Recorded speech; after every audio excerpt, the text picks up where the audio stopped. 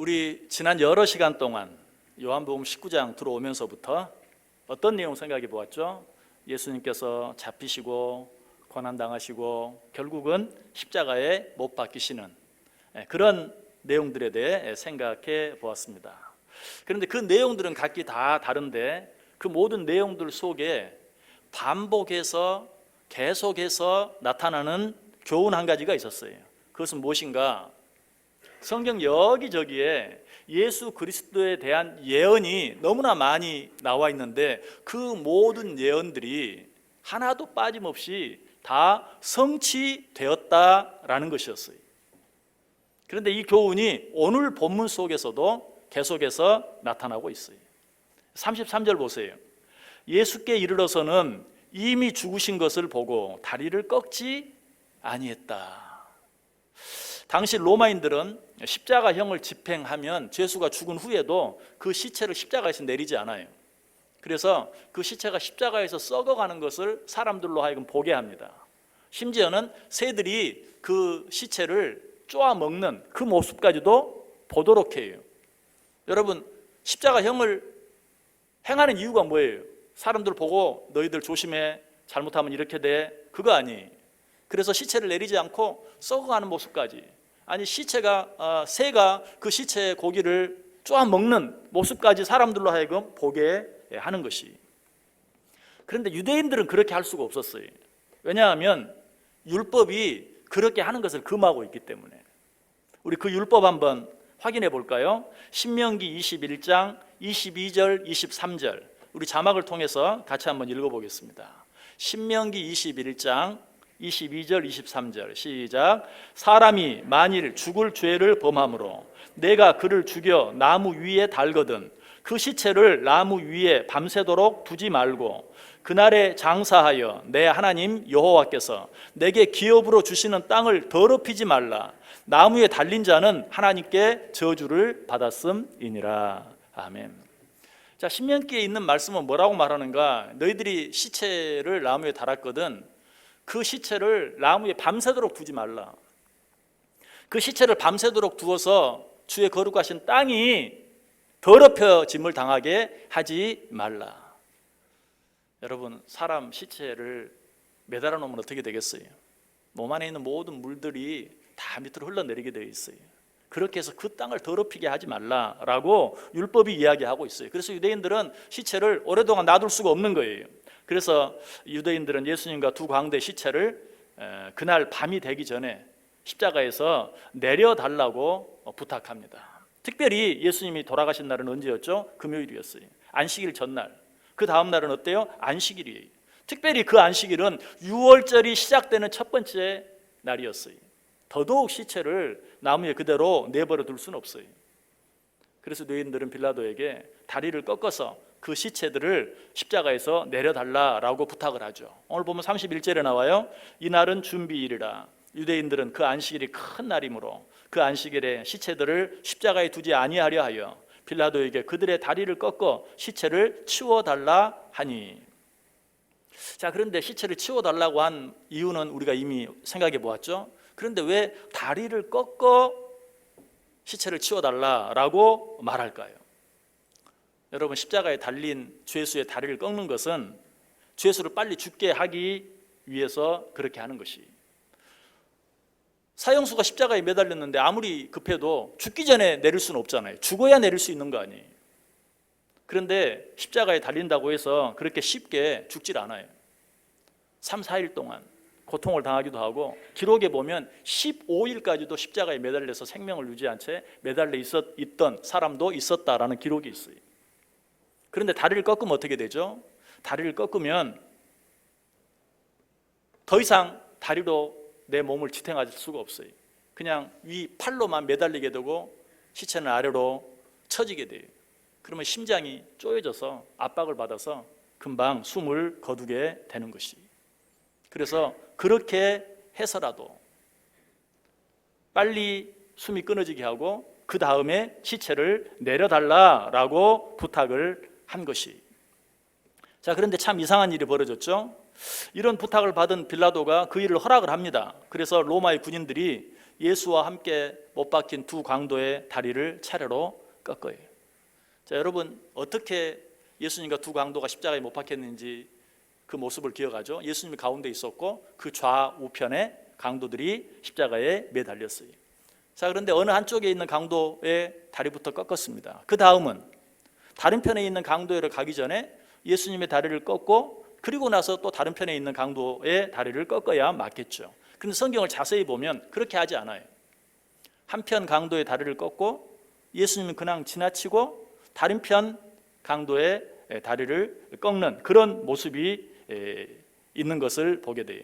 33절 34절에 보면 예수께 이르러서는 이미 죽으신 것을 보고 다리를 꺾지 아니하고 그중 한 군인이 창으로 옆구리를 찌르니 곧 피와 물이 나오더라.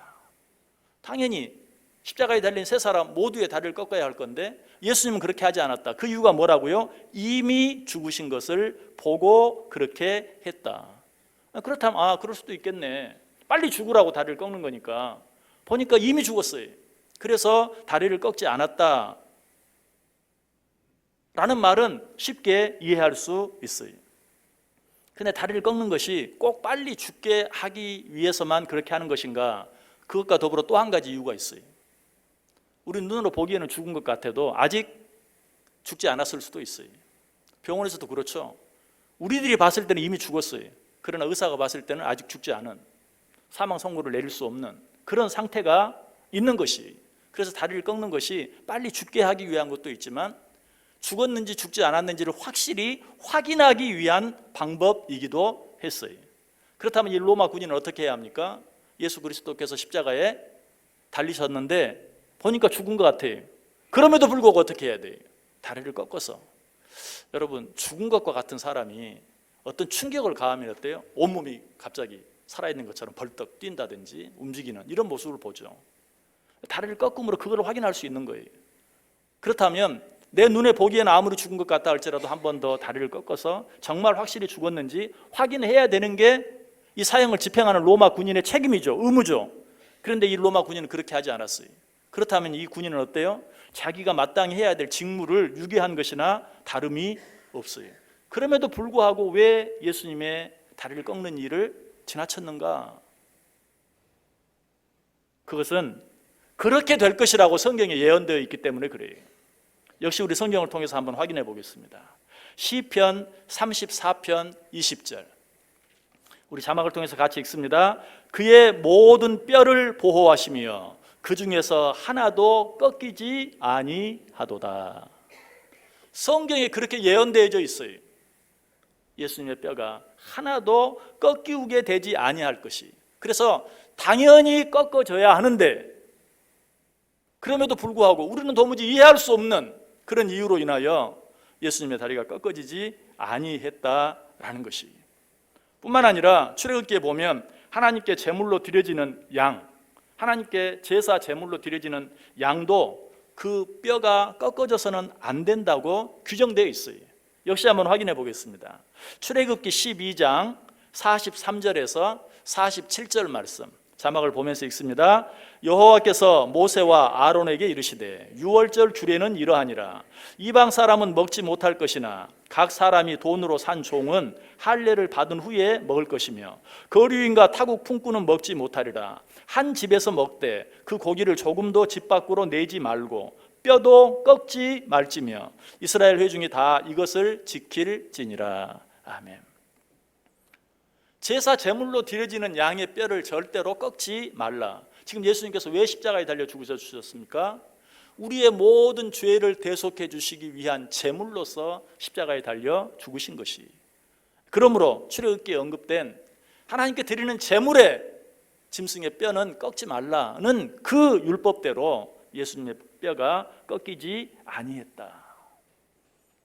예수님의 뼈가 꺾이지 아니한 것은 우연이 아니, 로마 군인의 단순한 실수가 아니, 성경에 기록된 모든 예언을 성취하기 위한 하나님의 기적적인 간섭이. 자, 그 사실이 오늘 본문에 분명히 언급되어 있죠. 36절 보세요.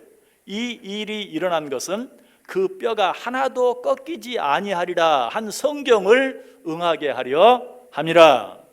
왜 이런 일이 일어났는가? 우연히? 실수로? 아니다.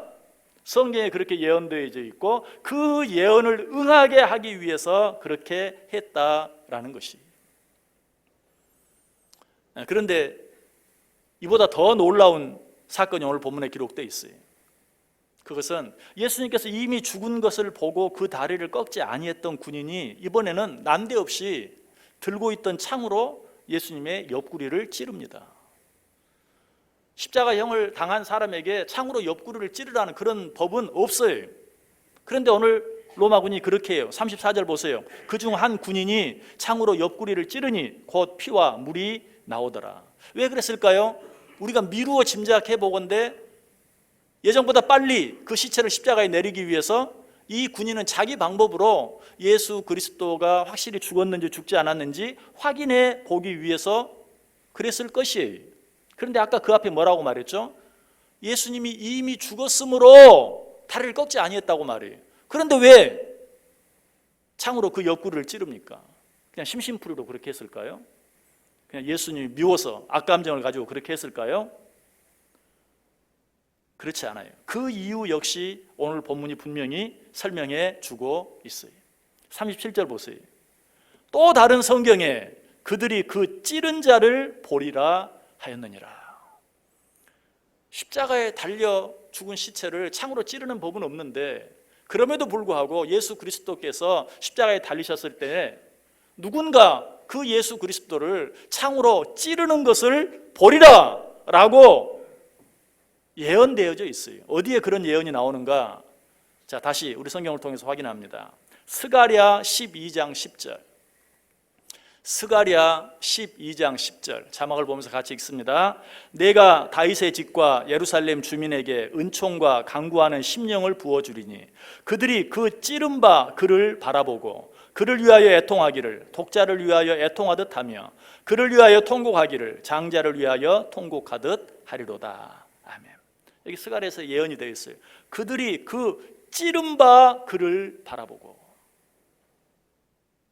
이 예언을 성취하기 위해서 이 로마 군인이 돌연 이전에도 없고 이후에도 없는 마땅히 해야 할 다리를 꺾는 일은 하지 아니하고 하지 않아야 될 창으로 옆구리를 찌르는 일은 하고 있는 것을 보게 돼요. 예수님께서 창에 찔리신 것뿐만 아니라 그 창에 찔린 자리에서 피와 물이 쏟아질 것까지도 성경에 예언되어 있어요. 이 예언은 예수님이 창에 찔리는 것을 사람들이 볼 것이라는 예언, 방금 읽었던 그 예언 바로 5절 뒤에 나와요. 역시 한번 읽어보겠습니다. 스가랴 13장 1절. 스가랴 13장 1절 자막 보면서 읽습니다. 그 날에 죄와 더러움을 씻는 셈이 다윗의 족속과 예루살렘 주민을 위하여 열리리라. 그 날에 예수 그리스도께서 십자가에 달리시는 그 날에 죄와 더러움을 씻는 셈이 다윗의 족속과 예루살렘 주민을 위하여 열리리라. 여러분, 성경에서 피는 항상 죄를 씻는 것으로 나타납니다. 물은 항상 더러움을 씻는 것으로 나타나요.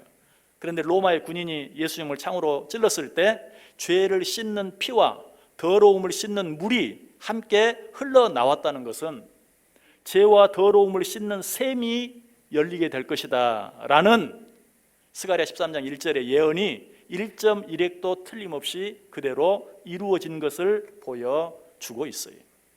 얼마나 놀라운 사실입니까? 여러분, 성경을 이 관점에서만 읽어보아도 정말로 성경이 얼마나 신기한지 몰라요. 성경이 얼마나 은혜로운 하나님의 말씀인지 몰라요. 제가 언젠가도 말씀을 드렸습니다. 성경에 나타난 예수님에 관한 예언이 모두 몇 가지가 되는가? 300가지 이상이 돼요. 그런데 그 300가지 이상이나 되는 예언이 어떤 한 사람에게 모두 일어날 가능성, 그걸 수학적으로 얘기하면 10의 17승, 10의 17승 분의 1. 여러분, 17승이라고 그러면 뭐 숫자 더 상상할 수 없는 숫자죠. 그런데 10에다가 동그라미 17개를 더 치면 되는 거예요. 그 숫자 분의 1. 300개 이상 되는 예언이 어떤 한 사람에게 하나도 빠짐없이 일어날 확률은 10의 17승분의 1이다. 아무리 얘기해도 감이 안 오죠.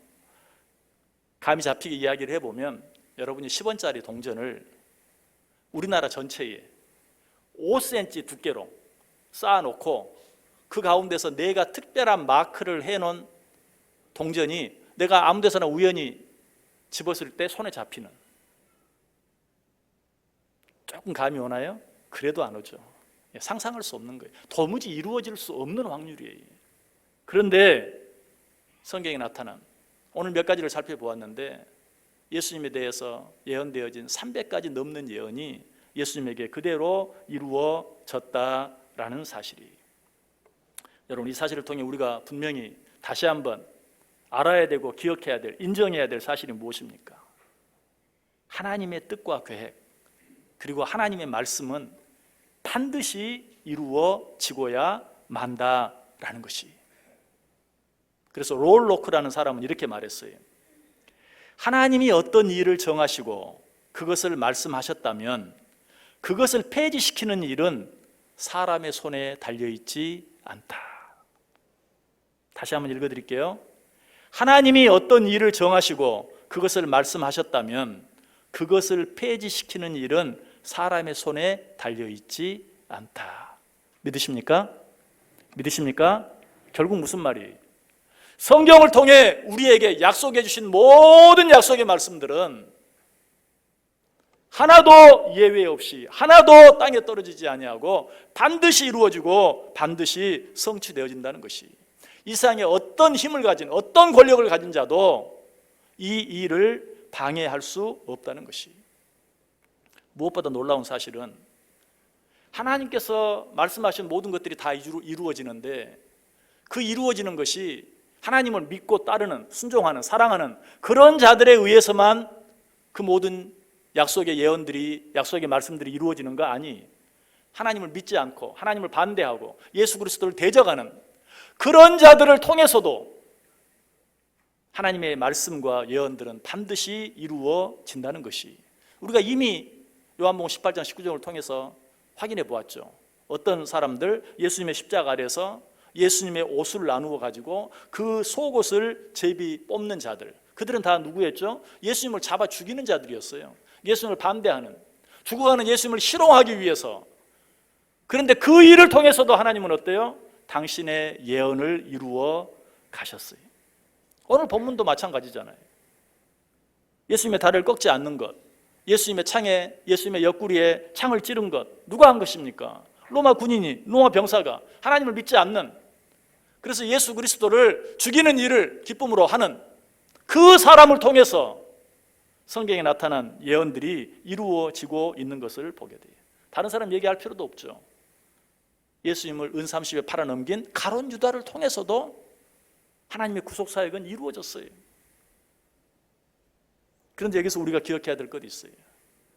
하나님의 뜻이 그토록 정확하게, 무서울 정도로 정확하게 예외 없이 성취되어진다면 뭐 우리가 할 일은 아무것도 없겠네요. 가만히 있으면 되죠. 뭐 하나님이 다 이루어 가시는데 내가 그 일을 어떻게 도와드릴 수도 없고 방해할 수도 없고, 그렇게 생각할 수 있을지 몰라요. 그러나 여러분, 우리는 어떤 모양으로든지 하나님께서 예언하신 예언의 말씀을 이루어가는 도구가 된다라는 사실을 기억하세요. 그런데 어떤 사람은 하나님께서 우리에게 주신 축복의 말씀을 이루는 도구가 되기도 하고, 어떤 사람은 하나님께서 우리에게 주신 저주의 말씀을 이루어가는 도구가 된다는 사실. 우리는 예외 없이 내가 원하든 원치 않든 하나님의 뜻을 이루는 도구로 사용되어져요. 그런데 어떤 사람은 축복의 도구로, 어떤 사람은 저주의 도구로, 그것은 우리가 선택할 수 있어요. 우리 지난 새벽에 말씀드린 것 같아요. 이렇게 주일날 지나면 한 주밖에 안 지났는데도 새벽에 말씀드렸는지 수요일에 말씀드렸는지 생각이 잘 안 나요. 그런데 지난 주간에 분명히 말씀을 드렸어요. 새벽에 했던 것 같아요. 내가 복과 저주를 너희 앞에 두노니 네가 선택해라.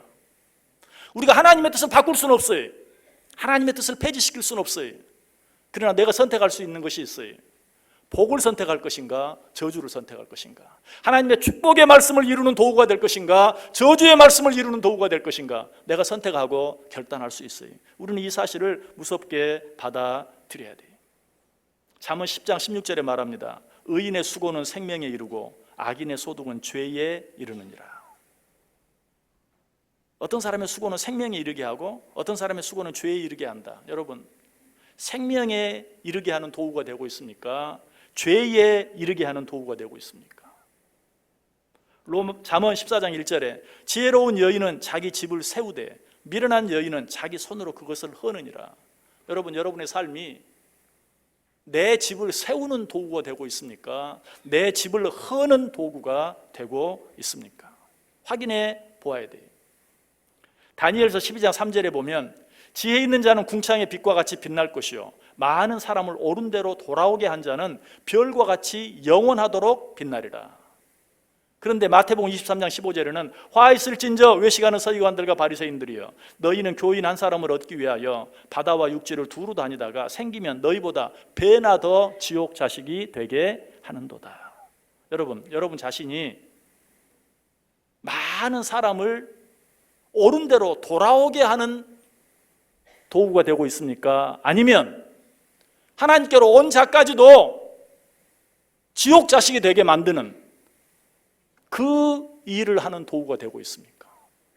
여러분, 무서운 마음으로 우리 자신을 돌아봐야 돼요. 사람들을 하나님께 돌아오게 하는 역할을 하는 도구가 되고 있는가? 하나님께로 왔는데도 그 자를 다시 지옥으로 몰아내는 그렇게 만드는 도구의 역할을 하고 있는가? 우리가 확인해 볼 수 있어야 돼요.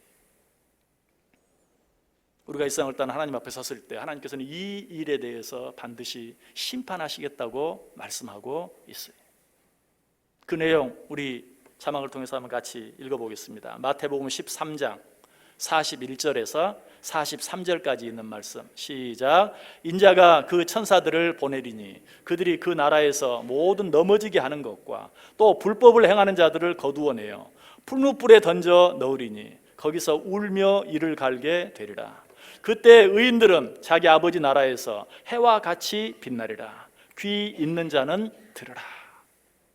하나님께서 마지막 날에 우리가 이 세상을 살아가면서 어떤 도구로 살아갔는지 그 일에 대해서 심판할 것이다.